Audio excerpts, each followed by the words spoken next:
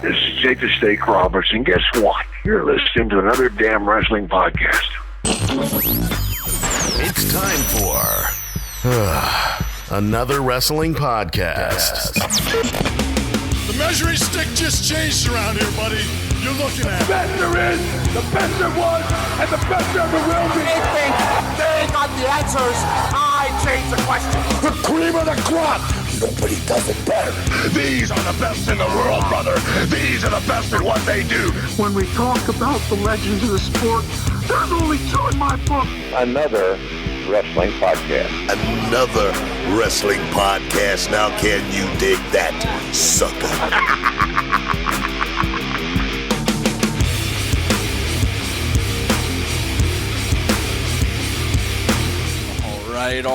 All right. Welcome to another wrestling podcast. I'm Steve Credo.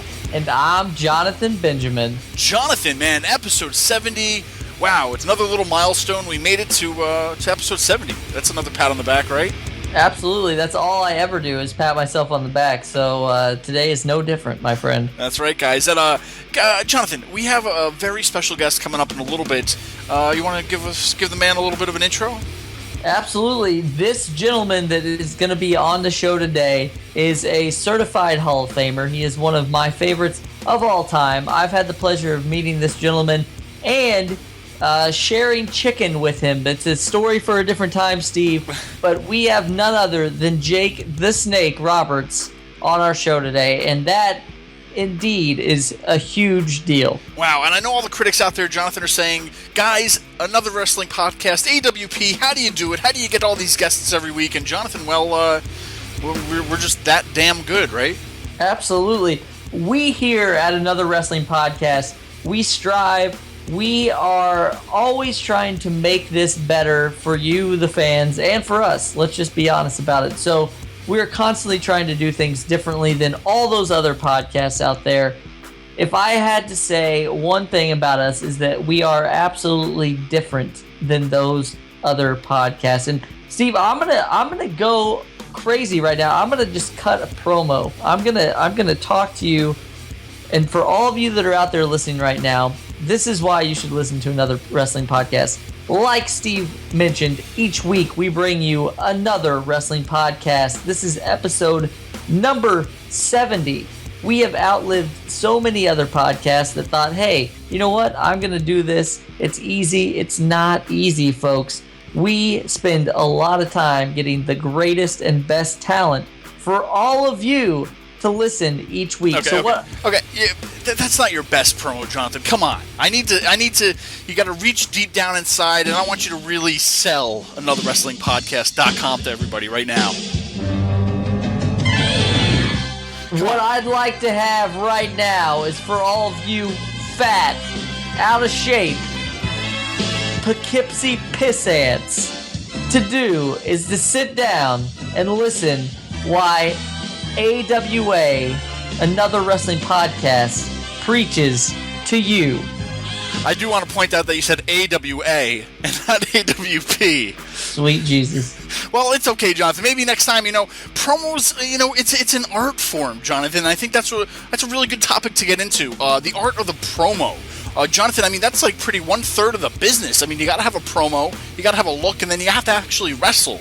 So, I mean, it's a big part of pro wrestling, and I don't think we ever talked about it before.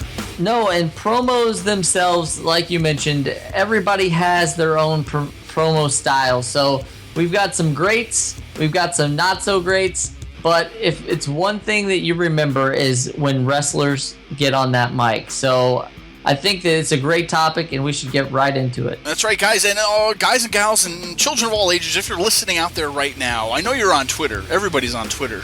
Even your grandma's on Twitter. Follow us, tweet us at AWrestlingPod, AWrestlingPod, however you want to say it. Guys, we want to hear from you. Tweet us. Probably the fastest way you can kind of communicate with us. There's many other ways to do it, but tweet us if you're listening to us right now. Follow us, and let us know maybe who some of your favorite promo guys were. Jonathan, so the art of the promo, if we can call it, the art of the promo. What do you think goes into the art of a promo? Well, back whenever professional wrestling was in its heyday, whenever we were younger or whatever, there was not much in the way of the art of the promo, I guess. If you look back at some of the people that you think of, Hulk Hogan, Ultimate Warrior, it was really a lot of nonsensical rambling. It made sense, and as a kid, they were highly energetic, and so you just loved that they were, crazy. And I guess that would be part of it, is just energy. You have to have an amazing energy to cut a promo, whether it is like a chilled energy or a super hyper energy, such as the Ultimate Warrior. Energy is one of the great elements of a promo. Also, subject matter. I don't want you to just come out and say, I'm going to beat up this guy and I'm going to punch him in the face. It's like you have to actually have meaning to what you're saying. So energy, meaning. Was that your big guy voice? That was my big guy voice. Well, no, you're right, Jonathan.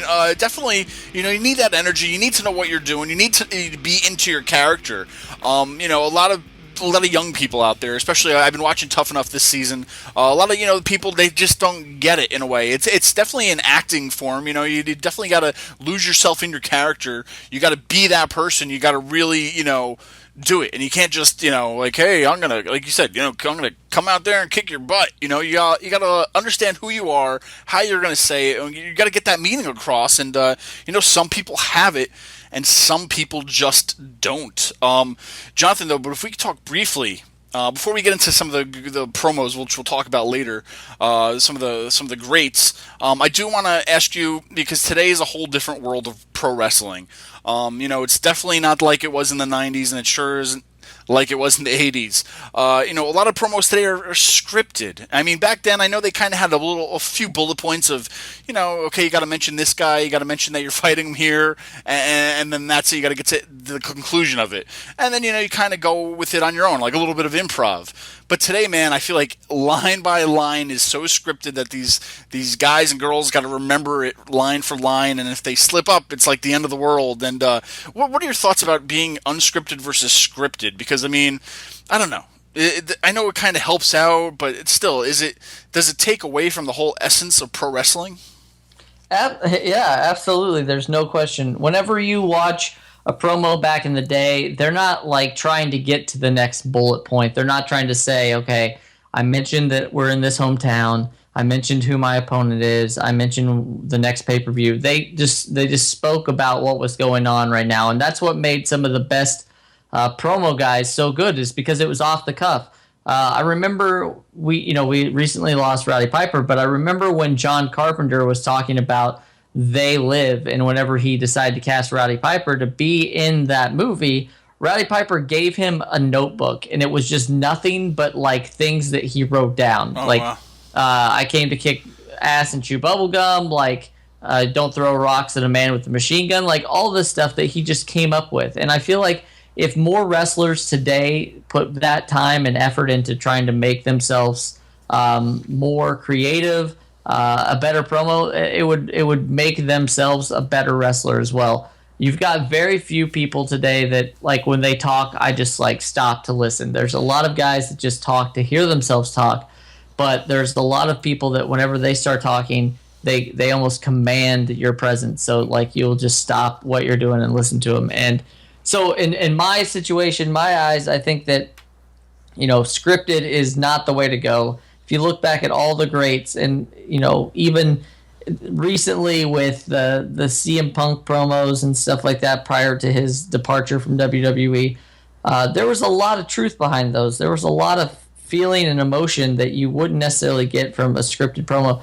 Some of the people that you can constantly tell that their promos are scripted are Brie Bella.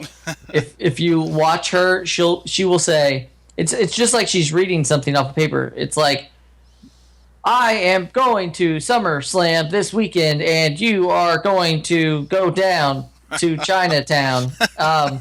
Like her, Vicky Guerrero, and God love Vicky Guerrero. I thought she was an amazing manager and a great asset. But like every time that she would cut a promo, if you go back and listen, it's just like she's she's memorized it word for word, and she's just saying it verbatim. So, yeah, a little fun fact too. I mean, I think I'm not sure who else does this, but I know Bray Wyatt actually writes all of his own promos and submits it to the writing team or whatever for approval. So, A+ for that guy, because he's actually wants to be, involved with his character as much. Granted, maybe other people do, but I just know that he definitely does it. And speaking of the scripted promos, I remember there was even, I don't remember how long ago was it, maybe a few years ago or whatever, but Randy Orton was actually caught on camera asking so-and-so what his next line was because he forgot his line. Like, if you're that too far into the script and you can't just ad-lib it, it's like, come on. You're kind of losing, the whole point of pro wrestling. And, so what, you're not exactly on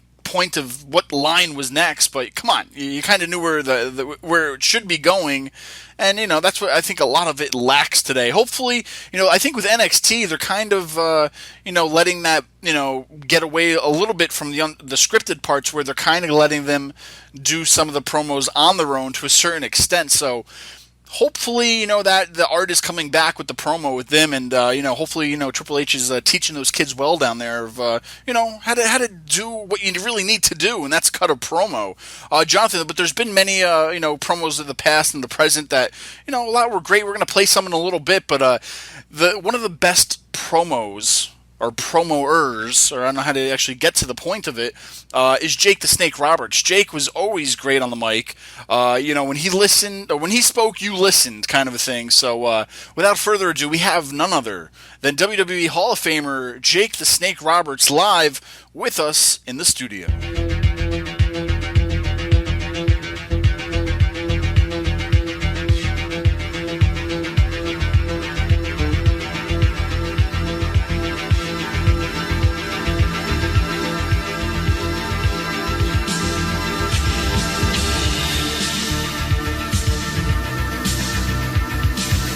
All right, today's guest is a legend in the world of professional wrestling. He's a WWE Hall of Famer and an all-around great guy. It's our pleasure and privilege to welcome to the show Mr. Jake the Snake Roberts. Jake, thanks for joining us today. How you feeling? I feel great, man. Feel great. So there's quite a buzz right now going around about your latest project. Can you please tell us about your movie, The Resurrection of Jake the Snake Roberts? Well, it's, they just followed me with a camera for 2.5 years, man, and watched me come out of that dark place I was in. Of course, you get a lot of that footage when it was still there, and it kind of grabs you, man, because you realize the suffering that somebody does once they're there, and the path they choose is a tough one to come out of, and for me to come out of it, man, I'm so blessed that I came out the other side. So many guys haven't. There's been a lot of guys in wrestling. There's a lot of guys in everything that just don't make it back, man. And I made it back. You do cocaine for 30 years. The odds are you're not going to make it. That's right. 8 ball a day and drinking every day with it, and not wanting to live. People get an inside look at how painful it is, and what it takes to come out. And my hope is that people will watch this movie and they'll understand addiction a little bit better, and they'll also realize that their friends that are addicted need help, and they'll be more willing to help them. Because it's hard to help an addict, man. Chances are an addict's going to rob you and steal from you and lie to you. That's just the way it is. That's what addicts do. Yep. But they still need the opportunity and the help to come out of it because they can't do it by themselves. Sure. Now, was it hard to relive some of those, those hard times on film again? Oh, God, yeah, man. Like now we're going around showing the movie and, premiering in different cities all across the nation. And, we're doing Q&A afterwards. I find it very hard to sit there and look at myself like I was. And because I just shake my head. I'm like, that's really me, and kind of what was wrong with me? How could I get so bad, And it's a good reminder where I was, and thank God it's been 3.5 years sober now, man. And I never felt that would have happened. No, 3.5 years without drinking. Jake Roberts, are you serious? Wait, that's a different Jake. Damn right, it's a different Jake. It's a better Jake. It's an informed Jake. Sure. Informed and reformed. But now I'm doing comedy. I'm out on the road having fun with that. And having a blast doing the comedy, man, and really being supported really well. We just got through with a Canadian swing up there for about 10 days. We had lots of sellouts and had a few standing ovations, and really enjoyed being around the fans and talking to them and answering their questions. So it's I'm having fun. Great. Bottom line, I'm having fun, and it's been a long time since I've had fun, man. It really has. So obviously a lot of people have been seeing this movie. What have you been hearing from these people who have seen it already? Oh, my God, man, it's been unbelievable. I know when we were out in Utah, man, there were people in the audience crying, and I had a lady come up to me and say that she had turned her back on her best friend of 25 years a couple of years before because of her addiction, with alcohol, and that the movie so moved her, she was going to go to the hotel and get on the phone and try to reach the lady, and the lady was overseas, and she was going to try to reconnect and see if she could do something, So that's what we want. We want to inspire people to help others, and to help people understand addiction. I've been to jails, I've been to rehabs. I never met anybody in either place that said, when I was a kid, my dream was to grow up and become an addict or a drunk. It's not something you dream about doing. And that's certainly not something you want to do once you get there. But once you get there, it's too late to jump back off the boat, man, because all of a sudden you're in the ocean floating by yourself and there's nowhere else to go but that bottle of cocaine or whatever your problem is. And it's not fun. I quit enjoying doing my drug. People ask me, why'd you do cocaine in the first place? Because hell, it was a lot of damn fun. Yeah. I had a blast. Yep. But at some point, it was no longer a choice to do it anymore. It was a necessity. And once anything becomes a necessity, you're screwed. Sure. And now maybe someone who's listening today that is going through a similar situation that you went through. Is there any, one piece of advice that no matter what people tell them out there, maybe that one thing that can get them in the right place? Well, the bottom line is this. You got to know that you want it and just know that you can do it. See, you get to such a dark place, man, you don't think it's impossible to come out of it. Well, it is possible to come out of it. Hell, there's a damn movie about Jake the Snake coming out of it. So if Jake can do it, so can you. But you gotta want it, and you gotta want to suck up to it and drink it in, man. And bottom line is, you gotta change your whole damn life. You know why? Because the life you have right now sucks. Yeah. You gotta find new friends. You gotta get your support group around you. It's not a flip the coin, oh, this will be easy thing, man. No, it's not. But it's damn sure worth it, man. It's damn sure worth it. All right. Now, you mentioned a little bit about doing some comedy, but now that the movie's getting ready to come out, what's next for Jake Roberts? A book, a speaking tour? Is there anything else lined up? I've got a book that's about 95% done. I just got to go over and edit it one last time, and then it'll be ready to go to press. I'm doing it myself because I'm not giving it away. So it may take me a little bit longer because I am doing it myself. I'm learning what it's all about. Doing that, we're doing TV shows, we're doing movies. I'm doing a little bit of everything, man. But I do love the comedy. I really do. And there's also a big surprise thing. It's I can't talk about it at all right now. It's very secretive. But there's something big in the works for wrestling in general that I may be a big part of. So you don't have to listen for it. Whenever it happens, it'll blow the sky. You got it. Now we can't have the legendary Jake Roberts on our show without not talking wrestling. Recently Stone Cold Steve Austin has been very vocal as of late about the use of his stunner by John Cena. Your DDT gets used on any given night about maybe 4 or 5 times. Oh yeah, sure. With that being said, do you think that the DDT is overused in today's wrestling landscape? It doesn't bother me because these idiots are going out there and doing it, and they don't realize what they're telling the people. They're telling the people that Jake Roberts is better than they are. Because when Jake Roberts did it, you don't get your butt back up, do you? Yeah. It's a finishing maneuver. So if the move that you're doing for a 1 count or a 2 count, you can't keep them on the mat, then you've got a problem. You're just not as good as Jake. That's the whole truth. Sure. You know, and I'm glad they do it because I get a little giggle out of it. But I just wish somebody would do it right. That's right. You know, it's not the way I did it. Yep. Now, you were regarded as one of, if not the best talkers in the world of professional wrestling. Was cutting promos something that came naturally to you, or did you struggle with it in the beginning? Oh my God, I struggle like everybody else does, man. I mean, I caught a break when I got my voice box crushed. 1979, I think, is when that happened. That's the reason his voice sounds like this. It's not whiskey and cocaine that did this. It might have helped, but it didn't do it. But, you got to find your style, your niche, and you got to think about it, man. And I'm just so glad that I went out and did it the way I did it, because maybe somebody else will catch on to how to cut a good promo is by getting inside people's head, not just yelling as loud as you possibly can and thinking that's going to make it, because it's not. Yeah. You know, nobody wants to hear anybody scream. Hell, if somebody walks in your room screaming, I turn my back and keep on walking, man. I don't want to hear that crap. But you gotta play them, man. It's like a chess game or a violin. You gotta love that interview, man. And if you can't have fun doing it, then it wasn't any good. Yep. I'll tell you that. Watch Terry Funk. Mm-hmm. Is there a specific... Terry Funk doesn't have to make any sense, but you love listening to his crap. Now, is there a specific formula for creating a great promo, or is it mainly just going with your gut and emotions?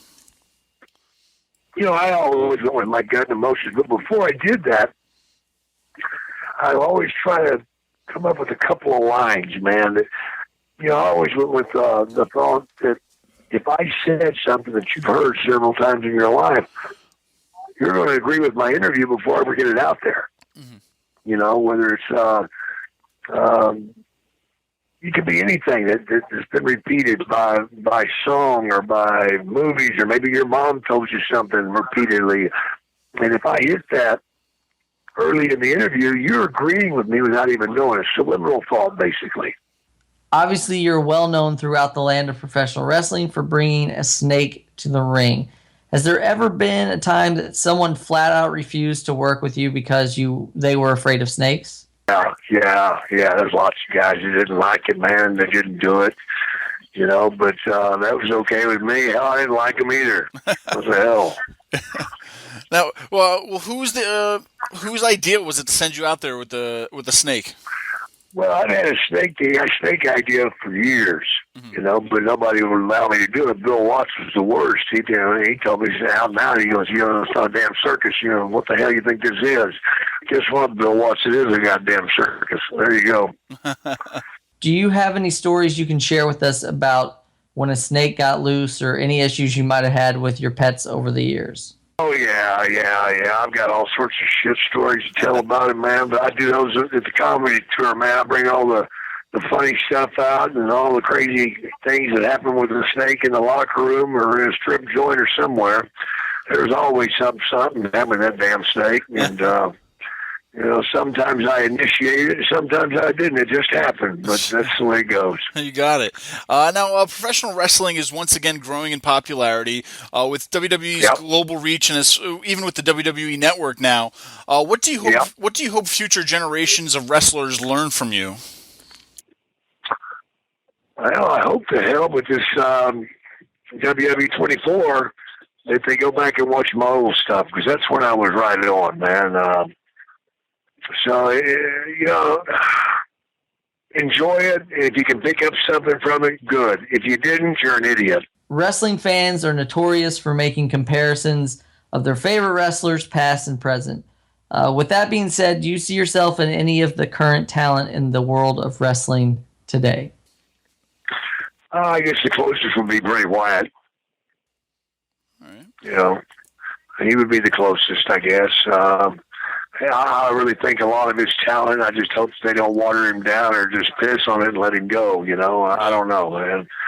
That's for the That's the writer's handle, and it really strains me whenever I think about people that are writing that have never been in the ring. But I guess that's the way it's working these days, and WWE's been very successful with it. I can't say enough about the WWE because they did try to help me get cleaned up several times, and to this day they still take care of my therapy and stuff that I do, and I really appreciate it. But it's a good world today, guys, and if we'd all wake up each morning and try to do one nice thing for somebody else, and do that first before you start your day, it sure make this world a better place. Because they say that anything evil came from a thought. Well, why are we thinking like that? That's my question. Why are we thinking like that? So let's draw it back a little bit and enjoy life, like I'm going to, because I've got to go to a doctor's appointment. Someone will throw this sushi down my throat and get the hell out of here, guys. For the fans listening today, where can they keep up with the Snake on social media? I know you have a pro wrestling T-shirt out right now, and then you also have screenings coming up soon for the movie.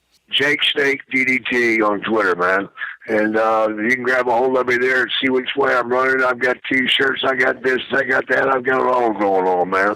Let's get ready for that book to hit. The movie's coming to your town. JakeSnakeMovie.com. Check that out so you can find out where it's going. All right, you got it. And Jake, thanks so much for coming on the show today. We can't wait to see the resurrection of Jake the Snake Roberts.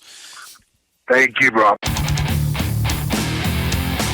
That was a dream come true. Once again, we want to thank Mr. Jake the Snake Roberts. Be sure to get out there and look for his movie, The Resurrection of Jake the Snake Roberts, coming to hopefully a theater near you. But if you love that interview and you want to find more of our interviews, there's several ways to do it. But all of our interviews go from here to YouTube. So if you want to follow us on YouTube, subscribe to us, youtube.com/anotherwrestlingpod. You get YouTube exclusives, you get independent spotlight, you get it all. So definitely subscribe to us and like our videos and leave us a comment as well while you're there. That's right, Jonathan. So we're talking about promos today. We just spoke to one of the king of promos, Jake the Snake. But Jonathan, there's been many, instances where there's just been like a promo of the decade kind of a thing, a promo of the times. And so we'll just take a little stroll down memory lane and let's play some of the promos. And then we'll discuss it, okay? Are you down for that? Oh, I'm always down for that. All right, Jonathan. Well, let me take you back to the King of the Ring, 1996, when possibly my adolescence, I lost a little bit of during this because, I was still in that mindset of, pro wrestling, it's in a different world, but this promo kind of broke the bank to where this is real for me right now. So, guys, if you don't know who I'm talking about, well, you're going to know right now. Stone Cold Steve Austin. The fourth prestigious King of the Ring, Stone Cold Steve Austin, an incredible victory.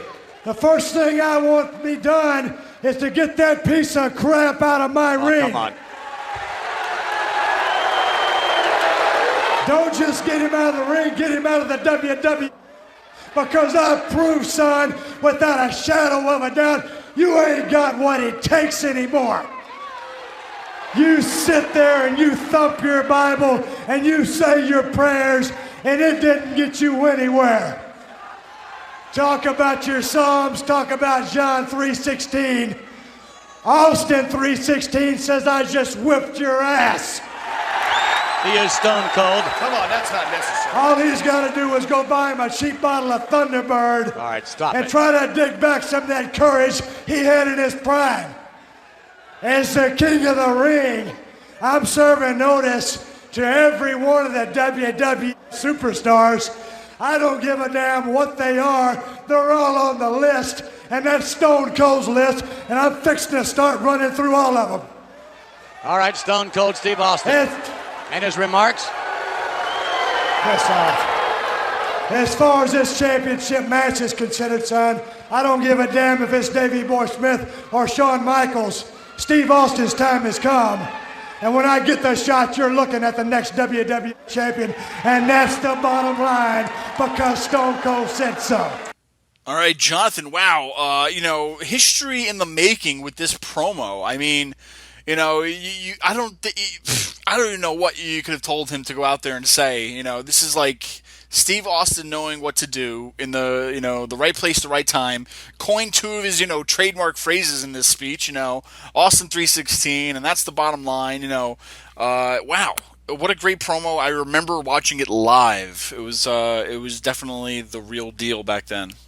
Yeah, and you know, one of the things that is obviously overlooked whenever you watch this promo, he had wrestled several matches in the King of the Ring. He finally won the King of the Ring, but during his first match, he went against Wildman Mark Marrow, got his mouth, his tongue like split open. He had 16 stitches, went to the hospital, came back to wrestle, beat Jake the Snake Roberts to become the King of the Ring.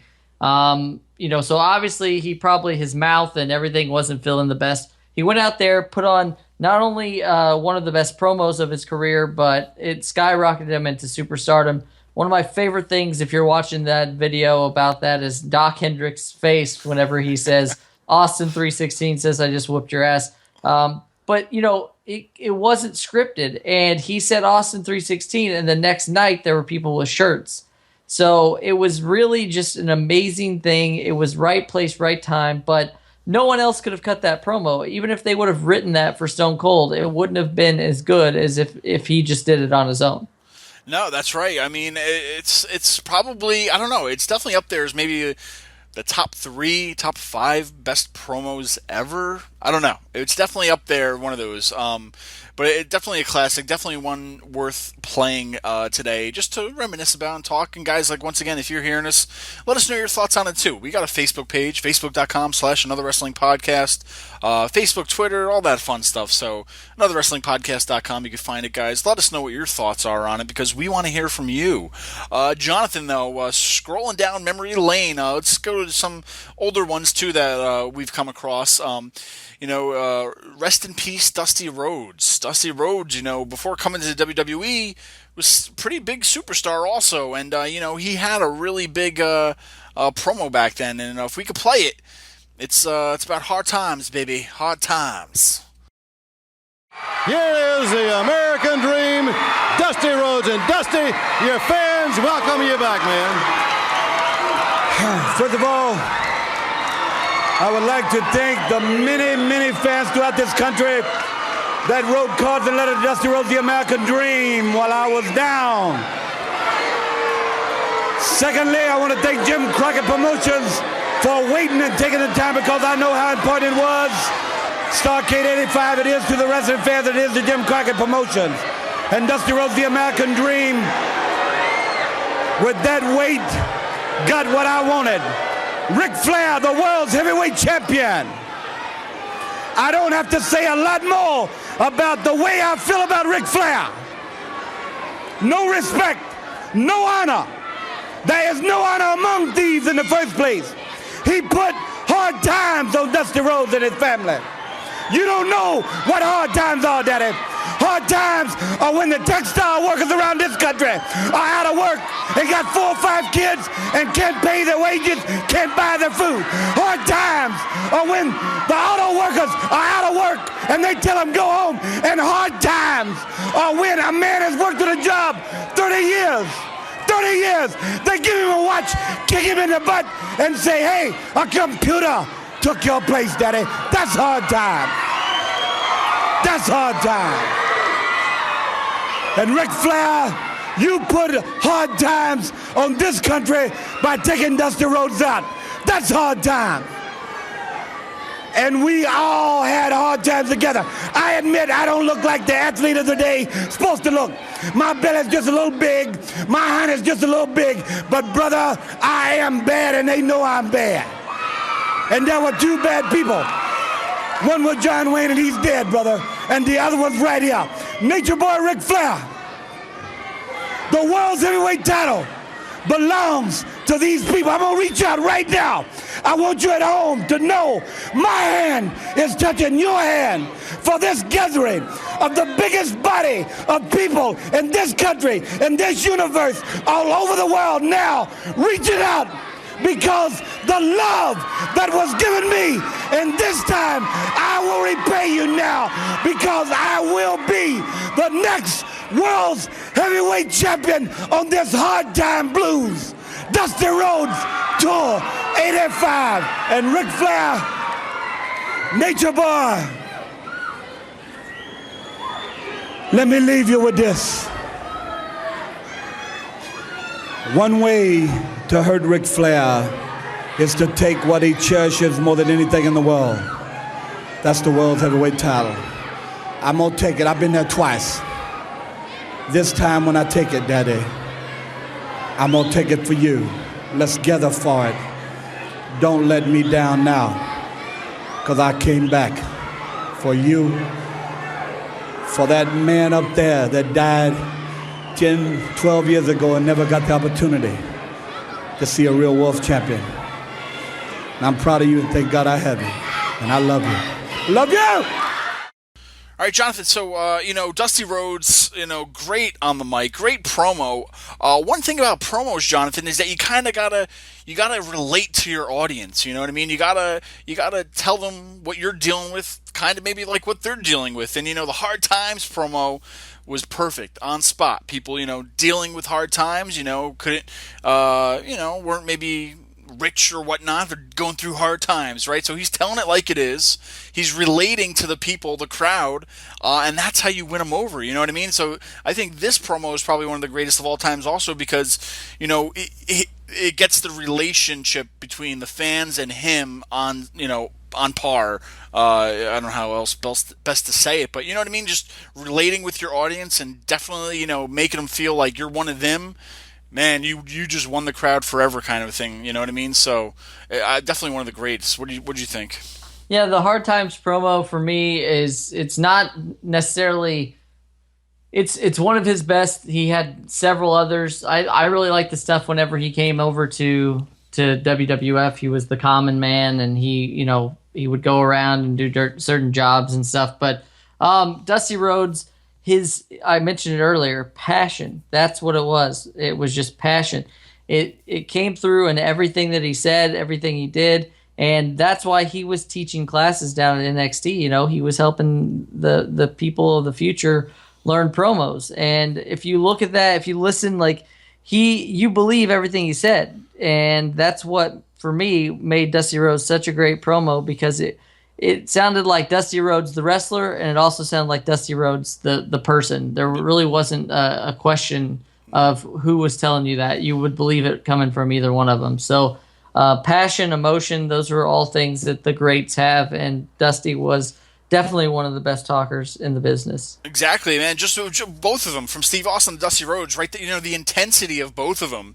Two different kinds of intensity, a little bit, but it's still man, you really have a lot of emotion and intensity in those promos, and it really gets to the audience, and really it makes you listen, and it makes you a part of what you're watching. And I don't know, it's two of the greatest right there. I mean, Jonathan, two of the greatest. All right, now Steve, we just talked about Stone Cold Steve Austin. We talked about Dusty Rhodes. And they are known for being very loud, very boisterous, a lot of emotion in their promos. But we just spoke with Jake the Snake Roberts, and we would be remiss if we didn't actually talk about a Jake Roberts promo. Now, Jake had a different style whenever he talked. It was soft-spoken.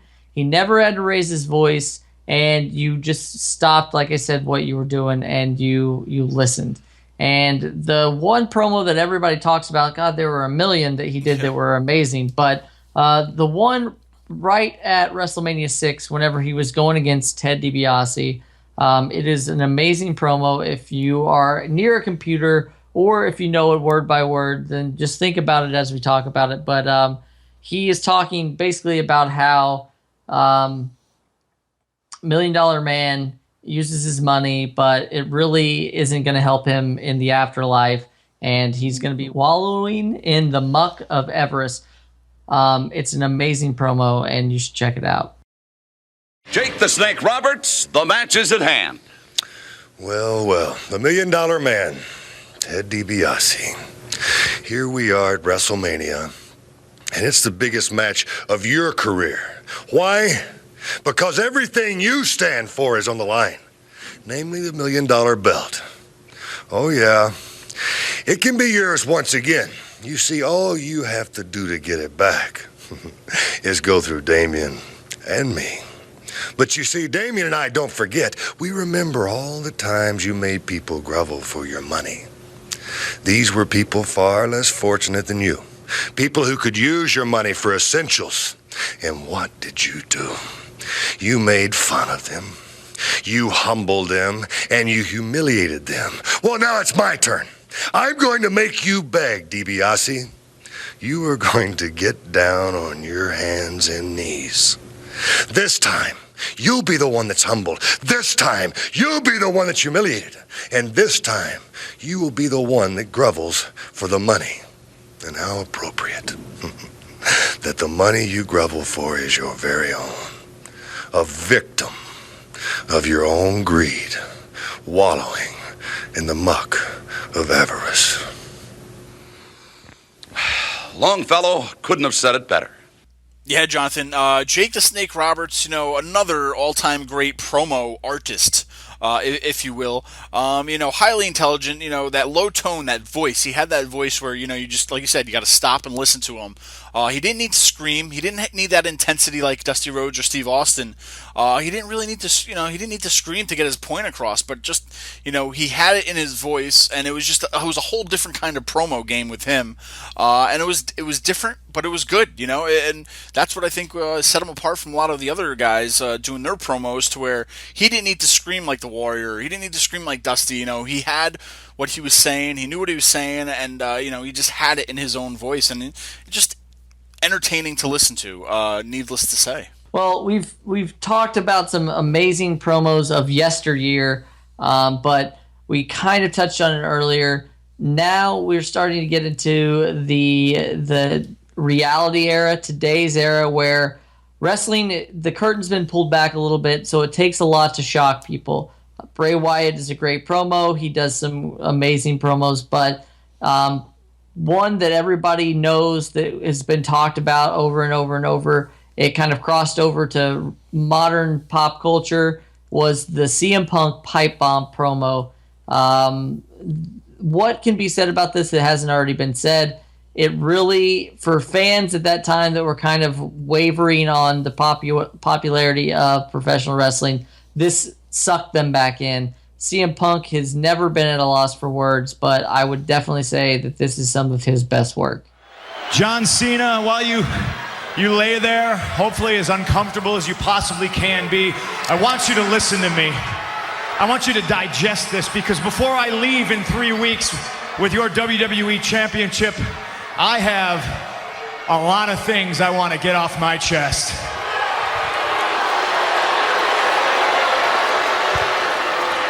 I don't hate you, John. I don't even dislike you. I do like you. I like you a hell of a lot more than I like most people in the back. I hate this idea that you're the best. Because you're not. I'm the best. I'm the best in the world. There's one thing you're better at than I am, and that's kissing Vince McMahon's ass. You're as good as kissing Vince's ass as Hulk Hogan was.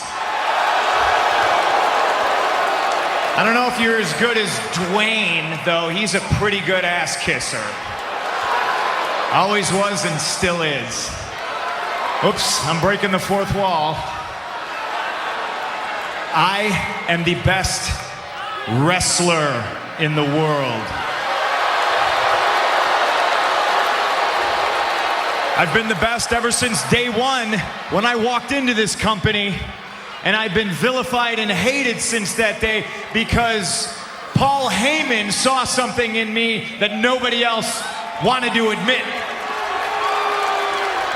That's right, I'm a Paul Heyman guy. You know who else was a Paul Heyman guy? Brock Lesnar. And he's split, just like I'm splitting, but the biggest difference between me and Brock is I'm going to leave with the WWE Championship.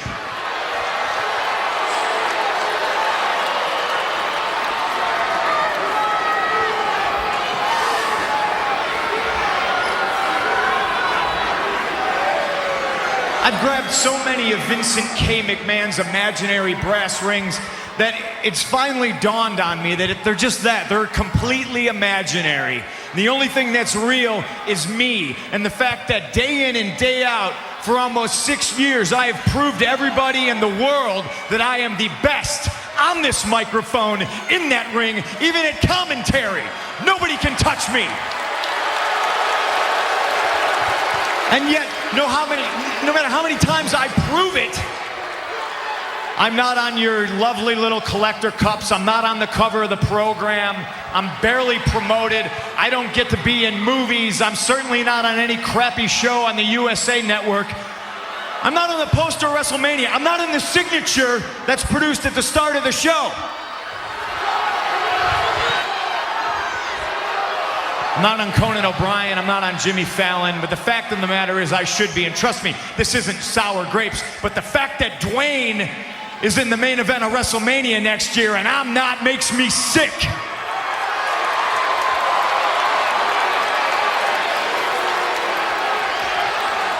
Oh, and hey, let me get something straight. Those of you who are cheering me right now, you are just the biggest part of me leaving as anything else.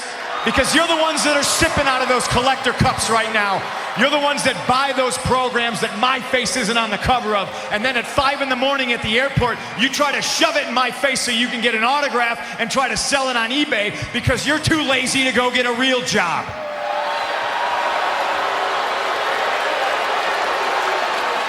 I'm leaving with the WWE Championship on July 17th, and hell, who knows, maybe I'll go defend it in New Japan Pro Wrestling.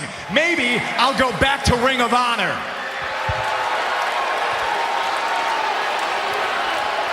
Hey, Colt Cabana, how you doing?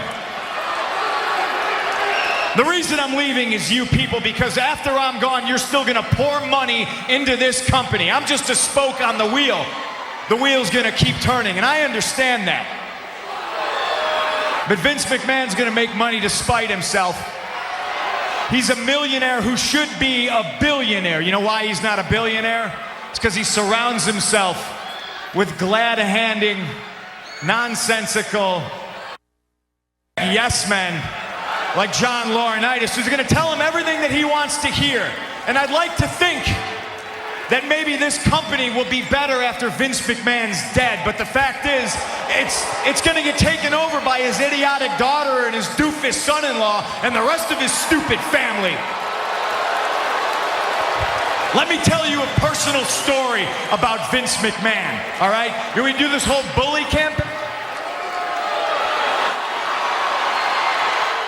Jonathan, this was another moment that defined a wrestler's career. I mean, he was on his way out the door. They gave him an open mic to talk about anything he wanted to. I would have loved to have been a fly on the wall, to have been like, just listening to them to coming up with this idea. Like, oh, all right, well, he's almost done. Let's just give him a mic and see what he has to say.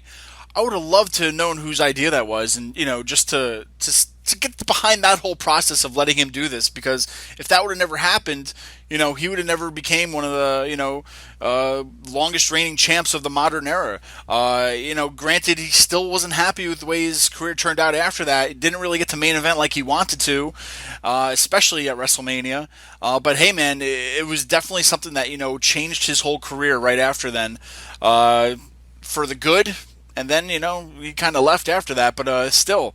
It was one of those moments where, you're listening on TV, even if you're online, checking Facebook, you heard him start talking about stuff that was real. You know what I mean? To where he looked into the camera, he said hi to Colt Cabana, talked about Vince, talked about Cena. It was like, wow, the shit's going down right now. And that's one S-bomb a show, Jonathan, but, it was going down, and I couldn't believe they kept rolling on it. Like this, you didn't know if it was real, you didn't know if it was fake, you didn't know what the heck was going on. And it was one of those moments, man, you kind of wish would happen every so often, a lot more than what it does, but, man, that's the art of the non-scripted promos, and, just coming from his gut, coming from his heart, and, man, one of the greats. I don't think you ever get sick of listening to it and just reliving that moment. Wow.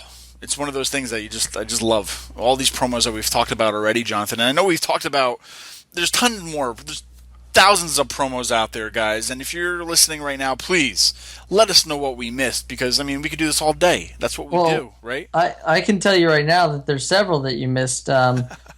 Let's see here. Scott Steiner does math in TNA. That was a great promo. I have to throw out probably one of the best is whenever Psycho Sid is talking to Jim Ross backstage and he thinks it's taped. And Jim Ross says, "We're live, buddy. Like, we're live, pal." Like, he can't go back over and fix what he just said that was stupid. But probably, we have to throw in the Shockmaster. That was an amazing promo. But if I had to say the best promo of all time, look it up, Jumpin' Jeff Farmer. Earlier we talked to Jumpin' Jeff Farmer. Let's go now to that interview. Folks, there's Jumpin' Jeff Farmer. Jeff, a while back, what a match you had with Motley. Yep. Probably the hardest match I ever had in my life. But I don't like it when things aren't going my way. Motley Cruz, you turn the tables on me. You turn the tables in a wrong way. You got me mad now. I've stood around. I've listened to everything you had to say. I did everything necessary. But when you turn around and you backstab me one way or another, and you cheat me out of what's rightfully mine, that's when I get angry. Now I'm the one doing the challenging. I'm issuing a challenge to you, Motley Cruz. Get in the ring with me. This time, I'm going full force.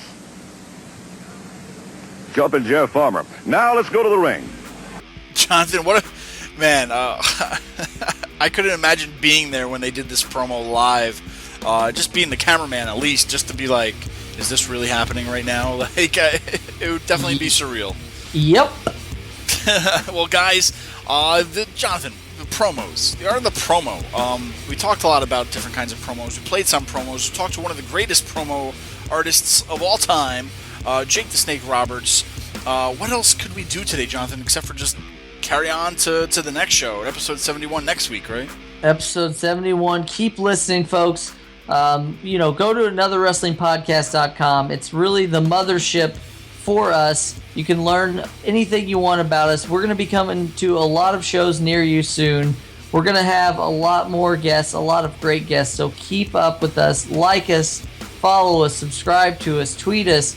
We want you as involved as possible because, after all, we do the show for you, the fans. That's right, guys. Like he said, follow all the links, subscribe to us because we want to hear from you. And if we really want to hear from you, you guys could also call our hotline, which is 802-297-7672. That's 802-AWP-7672. Call us, leave a comment, tell us about something you want to hear, tell us about a guest you want us to get, tell us how much you love the show, tell us how much you hate the show, whatever you guys want to leave, we're going to play it. The best calls will get played, so call the AWP hotline and let us know what you think or how you're feeling, or give us a good promo, Jonathan.